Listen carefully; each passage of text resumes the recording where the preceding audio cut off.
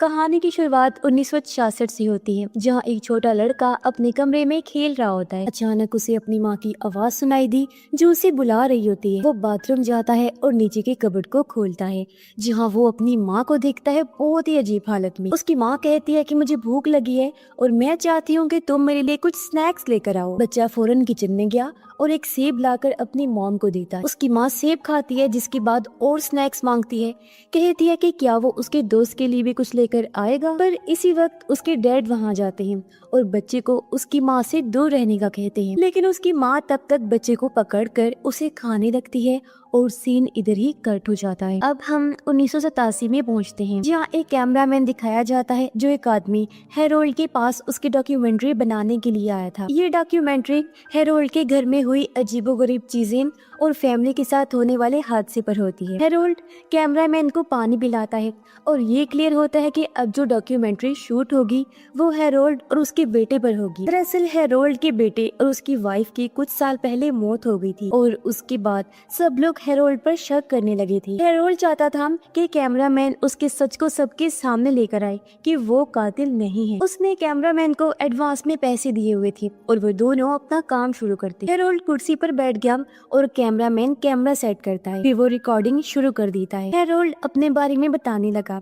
और वो दिन याद करता है जब उसके घर में वो डरावना हादसा हुआ था, यानी जब उसकी वाइफ और बेटे की मौत हुई थी। अपने ऊपर से इल्जाम हटाने के लिए कि वो कातिल नहीं है, हेरोल्ड अपनी कहानी पूरी डिटेल से सुनाने का फैसला करता है और वो सब बताने लगता है जो अब तक उसने छुपाया हुआ था। फिर हेरोल्ड कैमरामैन को बेसमेंट में लेकर जाता है और उसे वो जगह दिखाता है जहाँ उसकी बीवी की लाश मिली थी। उसने बताया, मैं एक काम के सिलसिले में काफी दूर गया था, लेकिन जब वापिस आया तो मेरी वाइफ की लाश मिली बहुत बुरी हालत में। उसके चेहरे पर ऐसे तासुरात थे जैसे वो बहुत डरी हुई हो। ऐसा लग रहा था कि मरने से पहले उसने बहुत डरावनी कोई चीज देखी थी। उसके हाथ और पैर पर ऐसे जख्म थे जो किसी के काटने की वजह से बनते हैं। हेरोल्ड का कहना था कि इसे जाहिर है पुलिस ने मुझ पर शक किया, लेकिन जब वो दांतों के निशान चेक किए गए तो वो मेरे नहीं थे, और दूसरा, मेरे खिलाफ कोई सबूत ना मिलने पर मुझे उन्होंने गिरफ्तार नहीं किया। कैमरामैन बातों बातों में हेरोल्ड के बेटे के बारे में सवाल करता है, लेकिन हेरोल्ड उसके बारे में जवाब देने से कतरा रहा था। हालांकि इस डॉक्यूमेंट्री का हिस्सा वो भी था। हेरोल्ड बात को टालने के लिए कैमरामैन को अपनी तस्वीरें दिखाने लग जाता है। अब बाहर बच्चे खेल रहे थे, जिन्हें दिखाकर हेरोल्ड कहता है कि ये लोग सोचते हैं कि इस घर में कोई विच चुड़ैल रहती है जो बेहद खतरनाक है।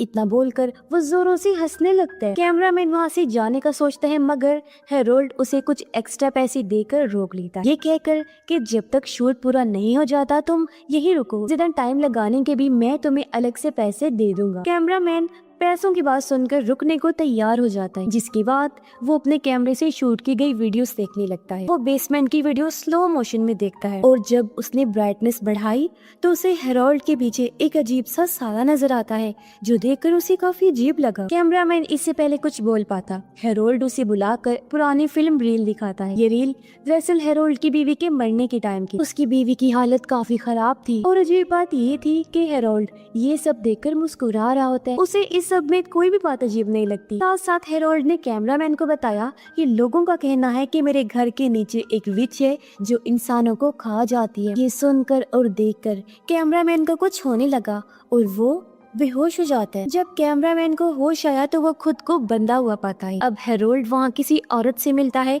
जो उसे कुछ बातें करके वहाँ से चली जाती है। कैमरामैन कहता है कि वो यहाँ से जाना चाहता है, लेकिन हेरोल्ड बताता है कि उसके किचन में जो खाना था तुम्हारे लिए उसमें नशा मिलाया गया था, पर तुमने तो कुछ खाया ही नहीं, लेकिन फिर मैंने पानी में नशा मिलाकर तुम्हें पीने को दे दिया और तुम बेहोश हो गई। आगे हेरोल्ड कहता है कि मुझे यहाँ सिर्फ ये काम दिया गया है, उसके लिए लोगों को पकड़ कर लाना, और तुम भी उसकी तरफ से चुने गई हो, तुम्हें मैंने नहीं चुना। और वो अपने आप को बीजल बुलाती है। वो यहाँ विच की बात कर रहा, कहते हैं कि विच घर के नीचे मुझसे भी कई 100 सालों पहले से ही रह रही है। वो लोगों की कुर्बानियों से जिंदा है और आगे भी रहेगी, क्योंकि लोगों की कुर्बानियां सैक्रिफाइसेस उसे मिलती रहेंगी, जिस पर फीड करके वो जिंदा रही। और वो सिर्फ इंसानों का ही मांस खाती है, इसलिए हर कोई इस घर में आने से डरता था और इससे दूर दूर ही रहता था।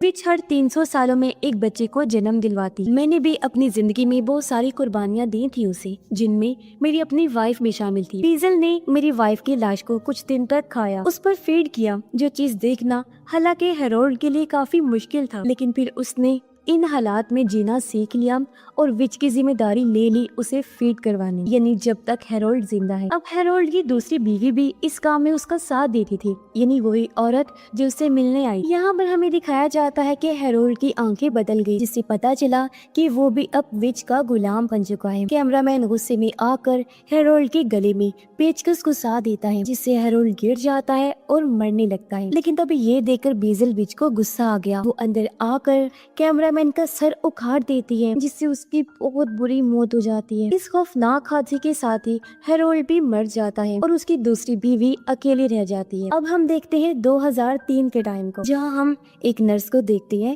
جو ہیرولڈ کی وائف کے گھر آئی ہوتی ہے اس کی دیکھ بھال کرنے کی۔ ہیرولڈ کی وائف اب بھی وہی رہ رہی ہوتی ہے اور اس کی طبیعت کافی خراب ہوتی ہے، اس لیے نرس اس کی کیئر ٹیکر بن کر آئی۔ اب نرس شارلٹ نام کی ایک کیئر ٹیکر کی جگہ آئی جو کسی وجہ سے ہیرولڈ کی وائف کو چھوڑ کر چلی گئی تھی۔ اب وہ وجہ کیا تھی یہ تو کسی کو بھی نہیں پتا۔ یہ ہو سکتا ہے کہ اسے بھی بیزل کے سامنے قربان کر دیا ہو یا پھر وہ خود ہی ڈر کر بھاگ گئی ہو۔ نرس ہیرولڈ کی وائف سے ملتی ہے جو اسے دیکھ کر عجیب سا مسکراتی ہے۔ نرس کچھ سمجھ نہیں پائی اور وہ اسے یہ کہہ دیتی ہے کہ آپ کی مسکراہٹ بہت پیاری ہے، لیکن اسے اندازہ نہیں کہ اس اسمائل کے پیچھے ایک خوفناک کہانی چھپی ہوئی۔ اس کے بعد نرس اس کے لیے کھانا لے کر آتی ہے، لیکن ہیرولڈ کی وائف کچھ نہیں کھاتی۔ پھر وہ اس کا چیک اپ کرتی ہے اور اس دوران زمین پر ایک ٹیپ ریکارڈر ملتا ہے اسے، جو پہلے والی کیئر ٹیکر شارلٹ کا تھا۔ نرس وہ ٹیپ ریکارڈر اپنے پاس رکھ لیتی ہے اور ہیرولڈ کی وائف کو سلا کر وہاں سے نکلنے لگتی ہے، مگر تبھی اسے وہاں کچھ آوازیں سنائی دیتی ہیں۔ جب وہ دوبارہ ہیرولڈ کی وائف کے پاس جاتی ہے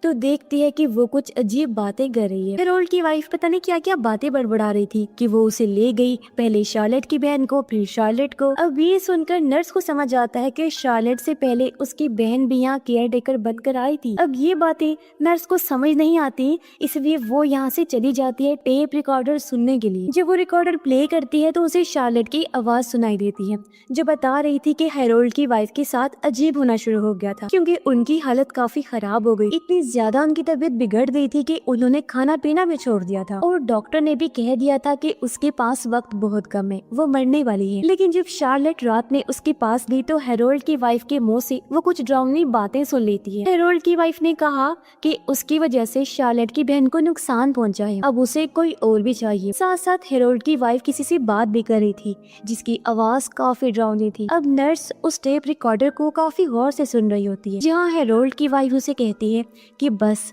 اب تم اور کسی کو نقصان مت پہنچانا، شارلٹ کی بہن ہی کافی ہے تمہارے لیے۔ پر وہ ڈراؤنی آواز کہتی ہے کہ نہیں، مجھے شارلٹ بھی چاہیے، جس کے ساتھ ہی ریکارڈنگ بند ہو گئی۔ ساری بات جاننے کے لیے نرس ریکارڈنگ کو آن کر کے ہیرولڈ کی وائف کے پاس رکھ دیتی ہے جب وہ سو رہی، تاکہ نیند میں وہ جو کچھ بھی بولے گی وہ ریکارڈ ہو جائے گا۔ اسے نرس اندازہ لگا لے گی کہ آخر اس گھر میں اور ہیرولڈ کی وائف کے ساتھ پرابلم کیا ہے۔ مگر تھوڑی دیر بعد جب نرس کی آنکھ کھلتی ہے تو وہ دیکھتی ہے کہ ہیرولڈ کی وائف اس کے سامنے کھڑی ہے۔ اس کی آنکھیں سفید ہو چکی ہیں اور چہرے پر عجیب سی بھیانک مسکراہٹ ہے۔ اسے دیکھنے سے لگ رہا تھا جیسے وہ پوزیسڈ حالت میں ہے، یعنی اسے اس وچ نے اپنے کنٹرول میں کیا ہوا ہے۔ نرس ڈر سے چیخ مارتی ہے، لیکن پھر سمجھ آتا ہے کہ یہ صرف اس کا برا سپنا تھا۔ اب جب نرس ریکارڈر سنتی ہے تو اسے ہیرولڈ کی وائف کی آواز سنائی دیتی ہے، وہ کہہ رہی تھی اب بس بہت ہو گیا، وہ اب بس اس پر ہی فیڈ کر لے۔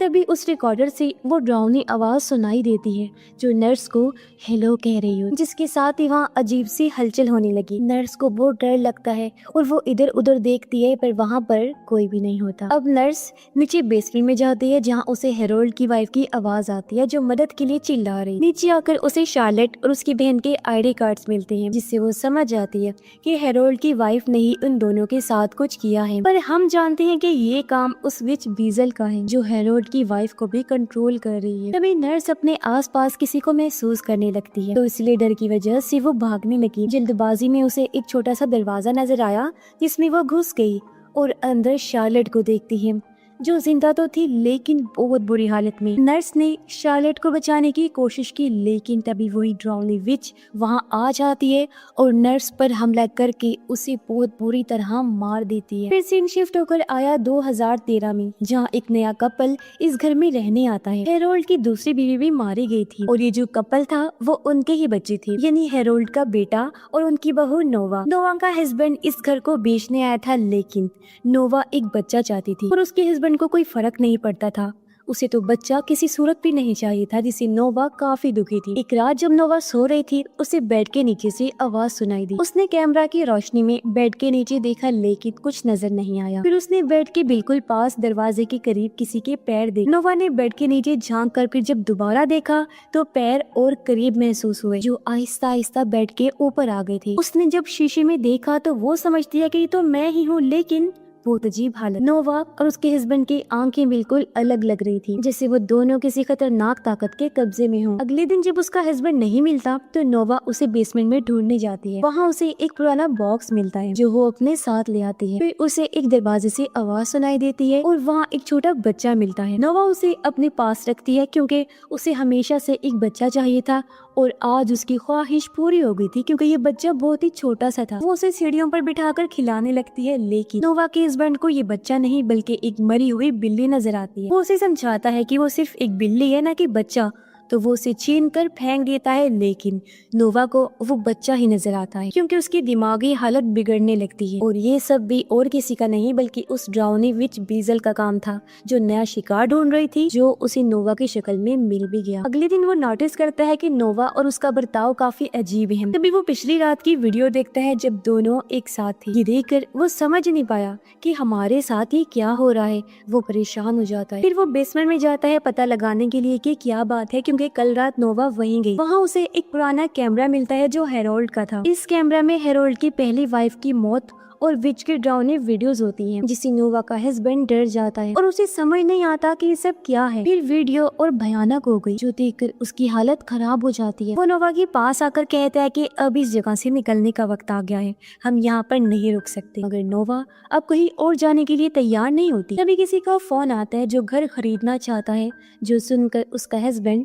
खुश हो जाता है। रात को जब दोनों साथ थे तो नोवा का हस्बैंड कहता है कि वो पेरिस चले जाएंगे। नोवा को ये बात अच्छी लगती है, लेकिन अगले ही पल वो अपने हस्बैंड पर हमला करती है। लेकिन पता चलता है कि ये तो बस उसका बुरा सपना था। पर अगली सुबह नोवा के हस्बैंड की जब आंख खुली तो वो नोवा को बहुत बुरी हालत में देखता है, जो उस पर हमला करके सच में उसे मार दी। इस वक्त हमें पता चलता है कि नोवा प्रेग्नेंट है और ये सारा विच का रचा हुआ प्लान था। दरअसल बीजल के 300 साल पूरे हो गए थे और उसे एक नया बच्चा चाहिए था, जो वो किसी इंसान को पोजेस करके पैदा करती। उसने नोवा के हस्बैंड और नोवा को कंट्रोल किया और उनको एक दूसरे के करीब लाया ताकि नोवा प्रेग्नेंट हो सके और उसे वो बच्चा मिल सके, जिसमें आज वो कामयाब हो भी गई थी। कुछ ही दिन में नोवा ने एक बच्चा पैदा किया जो विच ने खा लिया और इस तरह वो अपने आप को और भी ताकत देती है और जवान बना लेती है, क्योंकि बच्चों को खाकर उसे ज्यादा ताकत मिलती थी। अब अगले सीन में एक और नई फैमिली इस घर में रहने के लिए आती है, यानी विच का नया अगला शिकार तैयार हो गया, जबकि बच्चे को पैदा करते हुए नोवा भी मारी गई थी। अब इसी तरह